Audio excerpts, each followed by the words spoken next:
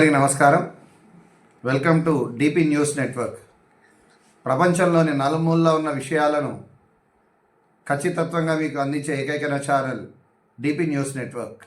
ముఖ్యాంశాలు: సయ్యద్ ముస్తక్ అలీ ట్రోఫీలో అభిషేక్ వర్మ విధ్వంసం, గల్లీలో కుస్తీ, ఢిల్లీలో దోస్తీ, హరీష్ రావు కాంగ్రెస్ మీద విమర్శ, వర్షంలో కూడా తిరుమలలో తగ్గని భక్తుల పోటు, సూర్యాపేటలోని గ్లోబల్ హీలింగ్ సెంటర్ నందు తలసేమియా వ్యాధితో బాధపడుతున్న చిన్నారుల కోసం రక్తదాన శిబిరాన్ని ఏర్పాటు చేసిన global healing centre doctor Pasala Bhaskar.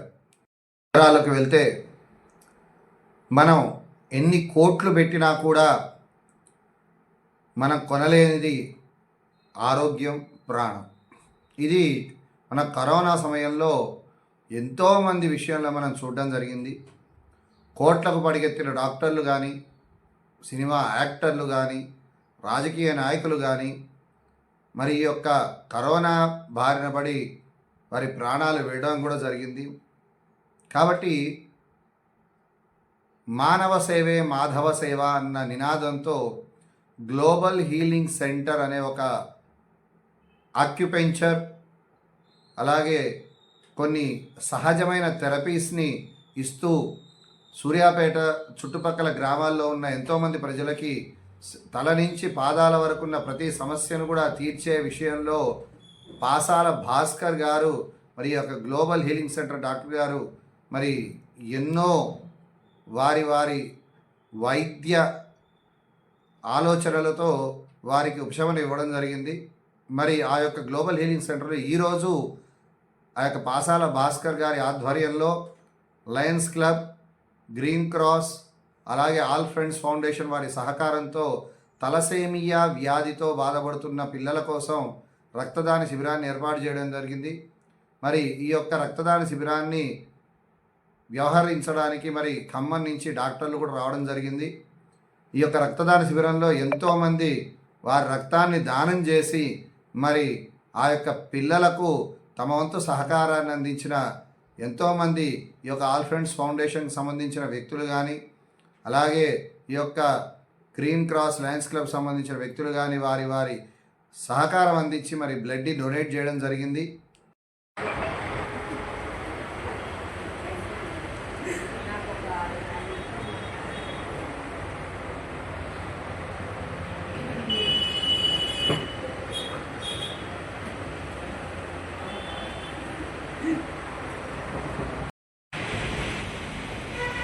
పడుకోండి సార్.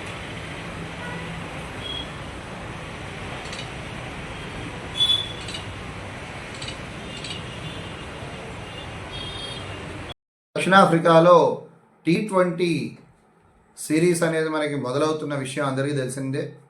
మరి ప్రస్తుతం హైదరాబాద్లో వేదికగా జరుగుతున్న సయ్యద్ ముస్తాక్ అలీ ట్రోఫీ మ్యాచ్లో మన బెంగాల్కి సంబంధించిన బెంగాల్ టైగర్ మనకి అభిషేక్ శర్మ మరి ఆ యొక్క బ్యాటింగ్లో విజృంభించి చుక్కలు చూపించారని మనకి తెలుస్తుంది. ఈ యొక్క అభిషేక్ వర్మ కేవలం 32 బంతుల్లోనే శతకాన్ని బాదడం జరిగింది. బంతి ఏ విధంగా బౌలర్ ఎంత వేగంగా వేసినా కూడా దాన్ని 4కి కానీ మనకి 6 కానీ అంటే బౌండరీకి తరలించడంలో అభిషేక్ వర్మ తన వైఖరిని ప్రదర్శించడం జరిగింది. ఇంతకుముందు మనకి యువరాజ్ సింగ్ రికార్డు ఉండేది, మనకి 12 బంతుల్లో హాఫ్ సెంచరీ చేసిన రికార్డు ఉండేది. మరి ఆ యొక్క రికార్డ్ని ప్రస్తుతం ఈ యొక్క అభిషేక్ శర్మ కూడా ఆ రికార్డ్ని 12 బంతుల్లో హాఫ్ సెంచరీ చేసి 32 బంతుల్లో తాను శతకం చేయడం జరిగింది. టోటల్గా బెంగాల్ మీద 20 ఓవర్లలో 310 పరుగులు పంజాబ్ చేయడం జరిగింది. కాబట్టి ఈ యొక్క అభిషేక్ శర్మ మరి యొక్క భారతదేశం తరఫున త్వరలో దక్షిణాఫ్రికాలోని T20 సిరీస్లో పాల్గొనడం జరుగుతుంది.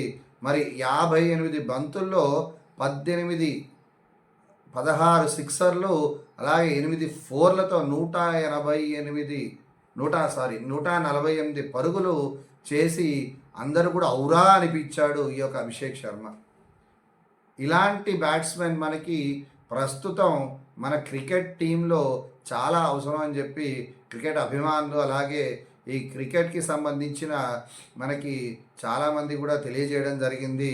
మరి ఈ యొక్క ముస్తక్ అలీ ట్రోఫీ మ్యాచ్లో అభిషేక్ శర్మ యొక్క బ్యాటింగ్ చూసిన ప్రతి ఒక్కరు కూడా మరి దక్షిణాఫ్రికా సిరీస్లో ఖచ్చితంగా మన భారతదేశం తరఫున అభిషేక్ వర్మ అత్యంత అద్భుతంగా రాణిస్తాడని చెప్పి అందరూ కూడా ఆశించడం జరుగుతుంది. ఢిల్లీలో కుస్తీ, ఢిల్లీలో దోస్తీ. మంత్రి హరీష్ రావు ప్రస్తుతం బీఆర్ఎస్ ఎమ్మెల్యే హరీష్ రావు గారు మరి కాంగ్రెస్ మరియు బీజేపీ మీద చేసిన వ్యాఖ్యలు ఇవి. మన లోకల్లో కాంగ్రెస్ ప్రభుత్వం, బీజేపీ ప్రభుత్వం ఒకరంటే ఒకరికి పడనట్లుగా ఒకరి మీద ఒకరు వాదోపవాదాలు చేసుకుంటూ మరి సెంట్రల్కి వెళ్ళేసరికి ఇద్దరు ఒకరికొకరు చేతులు కలిపి మరి తెలంగాణకు అన్యాయం చేస్తున్నారన్న విషయాన్ని బీఆర్ఎస్ ఎమ్మెల్యే హరీష్ రావు గారు తెలియజేయడం జరిగింది.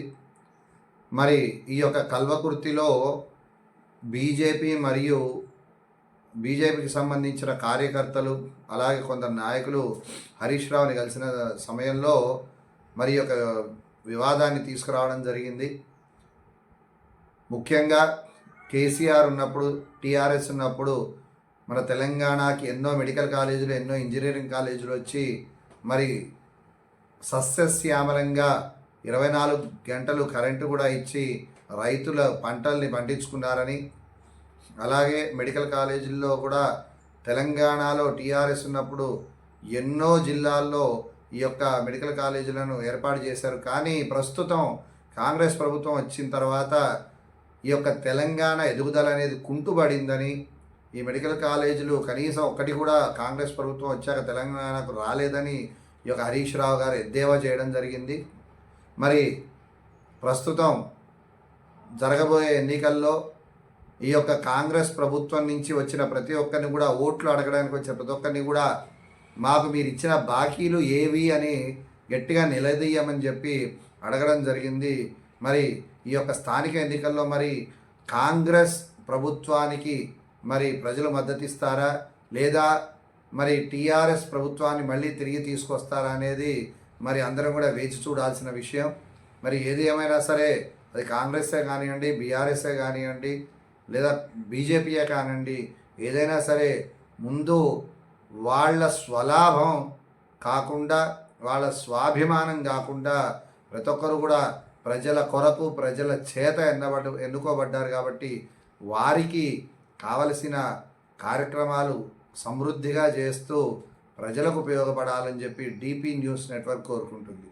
ప్రస్తుతం ఆంధ్ర, తమిళనాడు ప్రాంతాల్లో దిత్వా తుఫాను ప్రభావం చాలా అధికంగా ఉంది. మరి ఈ యొక్క దిత్వా తుఫాను వల్ల భారీ నుంచి అతి భారీ వర్షాలు కురవడం జరుగుతున్నది.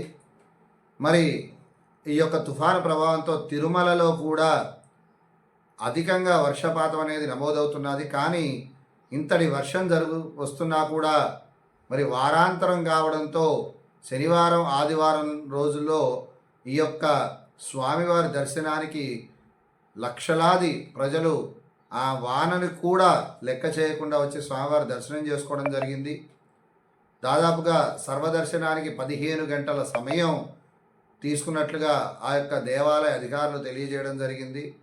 దాదాపుగా 14 కంపార్ట్మెంట్లలో స్వామివారి దర్శనం కోసం భక్తులు వేచి ఉండడం జరిగింది. మరి అలా అన్ని గంటలు వేచి ఉన్న భక్తులకి ఎలాంటి అసౌకర్యం లేకుండా పిల్లలకు, చిన్నపిల్లలకు పాలు అలాగే అల్పాహారాన్ని కూడా సమయానికి అందిస్తున్నట్లుగా మరి ఆ యొక్క దేవాలయ అధికారులు తెలియజేయడం జరిగింది.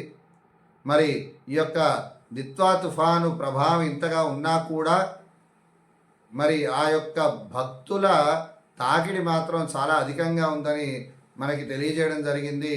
ఈ యొక్క శనివారం ఒక్కరోజు మాత్రమే ఆ యొక్క స్వామివారి హుండీ 3.73 కోట్ల ఆదాయం రావడం జరిగిందని మనకి దేవాలయ అధికారులు తెలియజేయడం జరిగింది.